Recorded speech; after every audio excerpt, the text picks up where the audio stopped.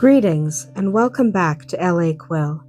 Today we're diving into one of the most thrilling and intimidating milestones in any writer's journey, starting your very first novel.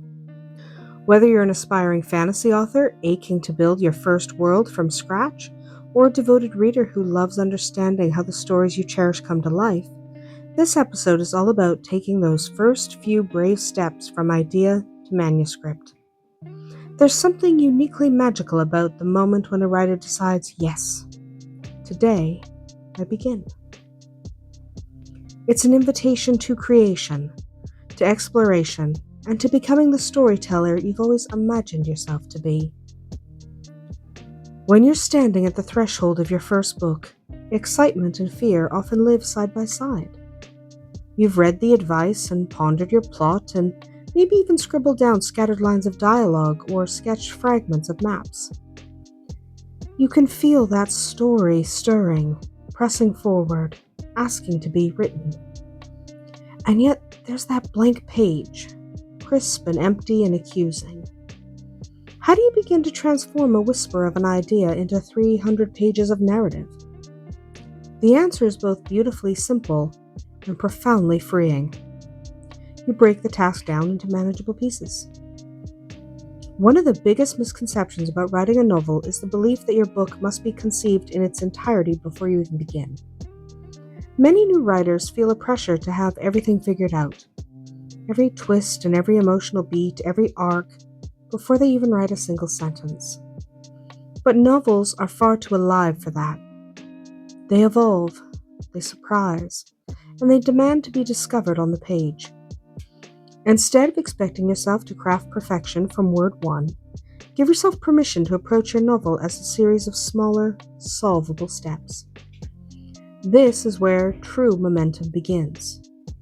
Let's start with one of the most crucial pillars of storytelling, your characters. Before plot twists, before worlds rise, before battles spark in your imagination, there must be someone at the center of the chaos. Someone the reader can follow, admire, love, or sometimes love to hate. Characters are the heartbeat of your story, and before you begin writing, you need to know them well enough to trust them on the page. This doesn't require an exhaustive encyclopedia of their entire life history. It simply requires enough clarity that when you write your opening pages, you feel anchored. Start with your protagonist. Who is this person before the story begins? What do they carry? What flaw or strength shapes the way they interact with others? What do they believe they want at the very beginning? And what do they truly need to grow into by the end? Spend time shaping their past, their desires, and their fears. The same goes for your villain if your story has a central antagonist at all. Villains demand just as much nuance as heroes, sometimes a little more. A well-crafted villain believes that they are the hero of their own story, and understanding that belief can elevate the entire plot. Once your main cast has at least a foundational profile, it's time to look at your story's spine, the plot. Many writers come to their first novel with a general idea, something like a chosen hero must save the realm, or a thief discovers a destiny they never wanted. These are great starting points, but your job now is to break that general idea into meaningful story pieces. Begin at the beginning. How does your story open? What is the state of the world when the reader arrives? Who are we first meeting and why? What conflict simmers just beneath the surface? The opening of your novel should introduce some element of tension. Not necessarily a full-blown crisis, but something that hints at change. It can be internal, external, or a mixture of both. Maybe your hero's quiet life is disrupted by an unexpected message. Maybe the strange omens suddenly appear. Maybe a small wrong choice sets larger consequences in motion. By identifying the opening conflict, you create the momentum that will pull your story forward. Next, examine your rising action. How does your plot escalate? What pressures or dangers, revelations, or emotional turning points push your characters along the path towards the climax?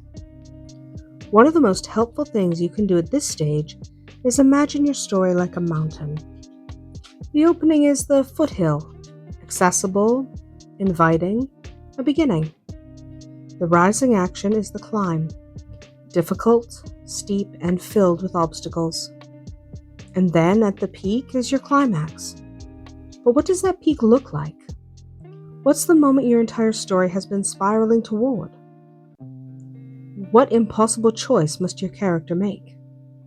What truth do they uncover? What battle must finally be fought? Internal or external? How is that conflict manifesting? Knowing your climax is an enormous asset because once you know where the story leads, you can begin crafting the path that takes your characters there.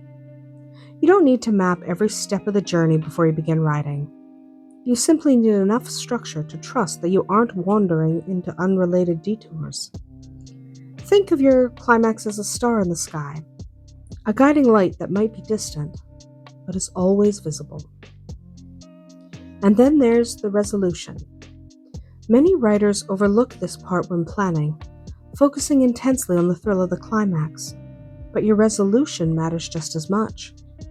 How does the world settle after the storm? What lingering questions still need to be answered? What transformation has your character undergone? And what does life look like now because of that? When you have at least a general sense of where your book ends, you can guide your characters toward that emotional and narrative landing. But planning alone won't write a novel. The truth, sometimes the uncomfortable truth, is that writing a book requires discipline. Consistency is the quiet engine that powers all great creative work.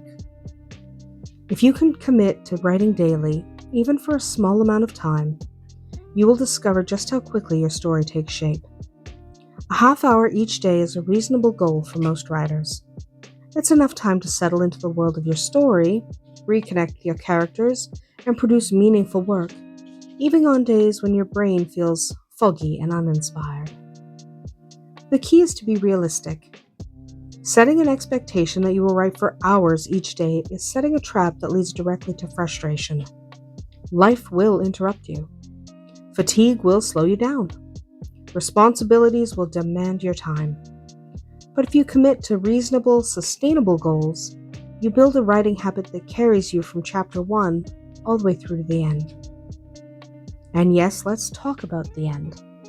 Because finishing a first draft is an incredible milestone, but it is far from the final stage of creating a novel. There's a powerful, often painful truth that many new writers learn only after typing those famous 2 words. The first draft is not the book. It is the foundation the book will grow from. Once you complete your draft, resist the urge to dive immediately into revisions. Instead, let that manuscript rest. A week is a good minimum. Longer is usually better if you can. Not all of us can tolerate the wait. But the distance allows you to return to your story with clearer eyes. When you pick it back up, you'll notice things you never saw while you were immersed in the writing. You'll find gaps in the logic, characters who behave inconsistently, pacing that drags, sentences that felt brilliant when you wrote them but now need some tempering. After your first read through, make adjustments. Strengthen those plot threads, clarify motivations, deepen the emotional arcs, and check your prose for clarity, rhythm, and flow. Spelling and grammar do matter, not because perfection is required, but because clean writing helps readers disappear more fully into your world. So watch for the little things. And then yes, let it rest again. Another week, another breather, another opportunity to return with fresh perspective. This second pass is where many writers discover even more to refine. Maybe a subplot that can be tightened up. Maybe your opening scene needs more tension. Maybe a character's decision needs better groundwork. Revision is not a burden. It is an act of respect for your craft and for your future reader. It's often said that rewriting takes longer than writing, and in many cases that's absolutely true. The polishing stage is where your story transforms from a rough concept into something powerful, cohesive, and ready to meet the world. Only after at least 2 thorough revisions should you even consider publication, whether traditional, indie, or otherwise. And here's the secret that seasoned authors know well. The cycle doesn't end with your first novel. Finishing one book is a triumph, but it is also the beginning of your growth as a writer. Every novel teaches you something new. Every story sharpens your instincts. And the best way to continue that growth is simple. Start the next book, and the next, and the next. Writing is not a single mountain you climb once. It is a lifetime of mountains, each one revealing a new view, a new skill, a new part of yourself. Writing your first novel will challenge you. You will wrestle with characters who won't behave, plots that knot themselves into tangles, and the infamous writer's block that shows up precisely when you least want it to. But the process is deeply rewarding. To create a world from nothing, to craft characters who breathe, to shape a story that didn't exist before you began. That is magic, real magic. So take that breath. Pick up your pen or open that document. Break the task into pieces. Commit to the work. Trust the revision process. And above all, enjoy the journey. Your first novel won't be perfect, none of them are, but it will be yours. And that alone makes it extraordinary. And that's our tale from L.A. Quill today. What part of starting your first novel feels the most exciting or the most daunting for you? Until next time, may your stories always be magical.